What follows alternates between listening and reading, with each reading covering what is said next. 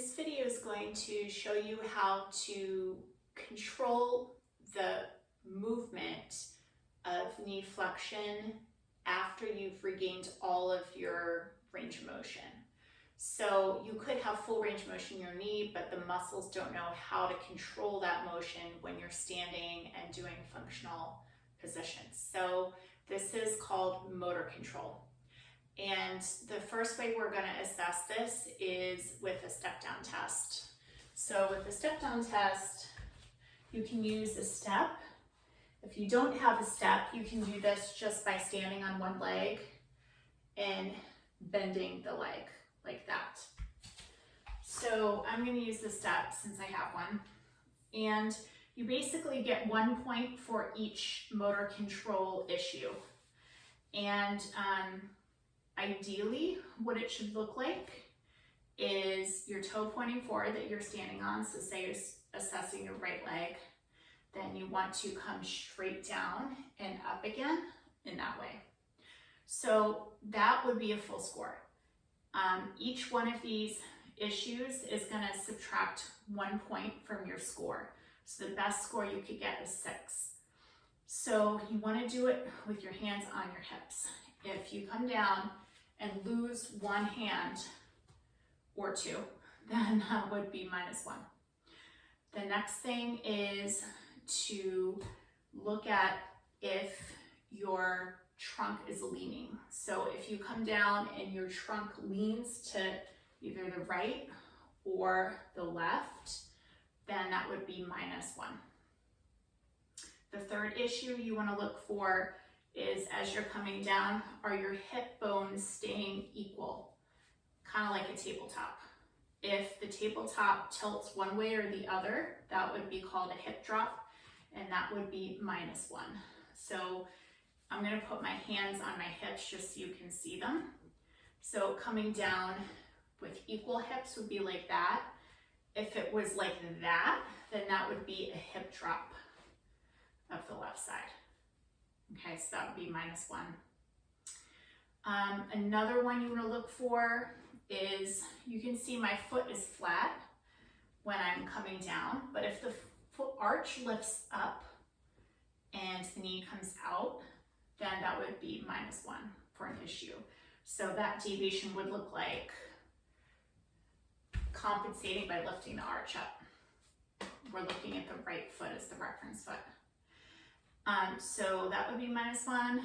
And the next issue would be if the knee comes over the line drawing straight down to the second toe. So if I'm coming down like this, my knee's at least on top of my second toe. It's normal for it to go in a little bit, but if you're seeing something like this, where that knee is diving in, medially, like towards the inside of your body, across the line of your second toe on the right side, then that would be loss of a point. The sixth issue that would take a point away would be just general loss of balance. So if you're coming down and you have to step off or you have to put your foot down, then that would be an issue. So you want to be able to do this about 5 times in a row without any of those issues. Normally a score of 5 or 6 is fine, but if you're consistently below 4, then you have to just practice slow. You can practice in less range. So if the step is too high, you can practice it on the ground first, just by a limited range, see if you can do that, and then eventually work up to the step height. You could also tape, I don't know if anybody has phone books anymore, but books or a bunch of magazines together, just make sure you're safe. Take big duct tape and put it all around so they're not slipping on one another.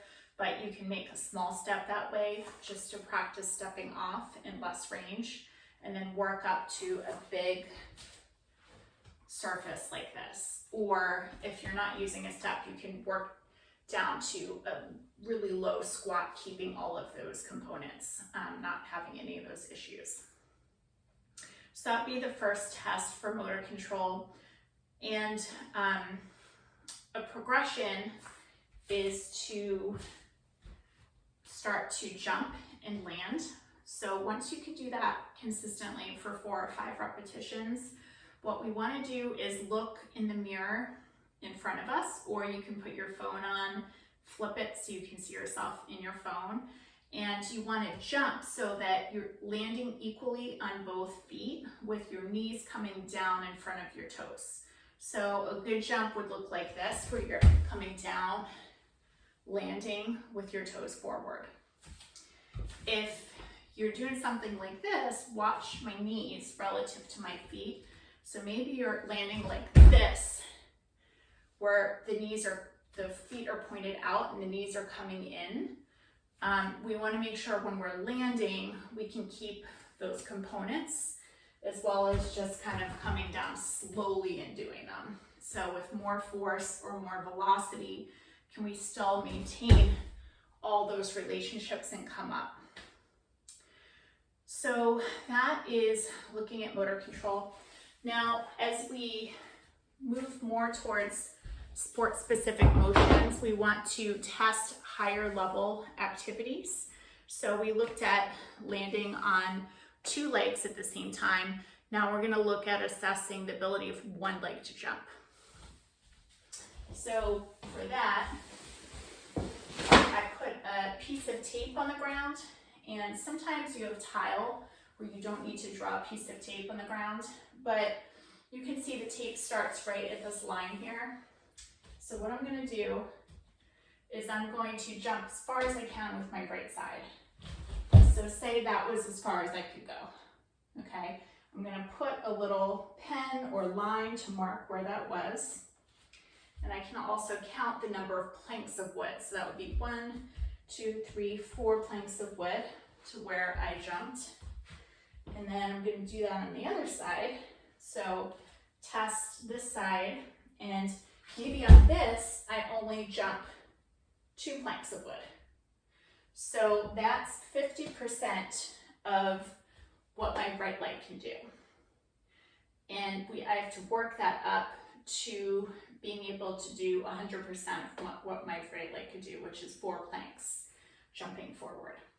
So if you don't have planks to count, you can just use a tape measure and look at inches on one side versus the other and take the percentage of what your left can do compared to your right. That's the single leg hop. You've got to stick it. It can't be like that. It's got to be a jump and land without any other support, with one foot in the air. The second type of jump you want to look at once you can do the single leg jump is a triple jump. And you can see how my toe is behind the same line, and I'm just going to jump 3 times. 1, 2, 3. And just for purposes of the video, I'm not jumping forward far, but you want to jump as far as you can for distance on one side versus the other. Again, you want to look at percentage of what you can do on one side versus the other. So if you could do 9 feet on the left side and 10 feet on the right side, what percentage would the left be of the right? 90, right? So you can measure that out for yourself at home. And the last one's called a crossover hop.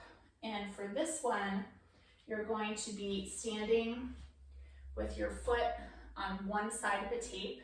So my foot's not on the tape, I'm to the right side of the tape behind the line. If I start at the right side of the tape, I'm going to jump as far forward as I can and go to the left side of the tape. That would be the first hop. As far forward as I can to the right side of the tape, and then as far forward as I can to the left side of the tape again.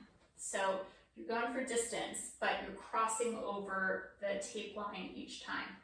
So that would look like jump, jump, jump, and then sticking and landing that. So that is the distance for crossover hop. And again, you want to look at as far as you can go on one side versus the other side and work them up to 90 to 100% of each other. When you're doing the hops, you want to make sure you're not pausing in between. So for the triple hop and the triple crossover hop, you don't want to go jump, get your balance, and then jump. That doesn't count. It's got to be jump, jump, jump, and then stick it without touching down. A couple other considerations, you want to start getting back to your sport-specific activity.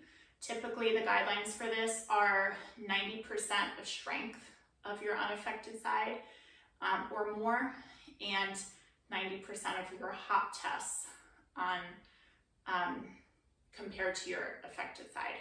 So for strength, that would kind of be like if you're going to sit to stand from a chair on one leg, maybe you can do 9 on the left and you can do 10 on the right. So the left would be 90% of your right in terms of strength.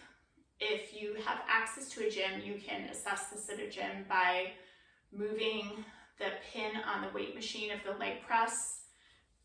Start it lighter. See if you can do that once and keep moving the pin down until you can't lift it once. That would be your 1 rep max, the one before you can't lift.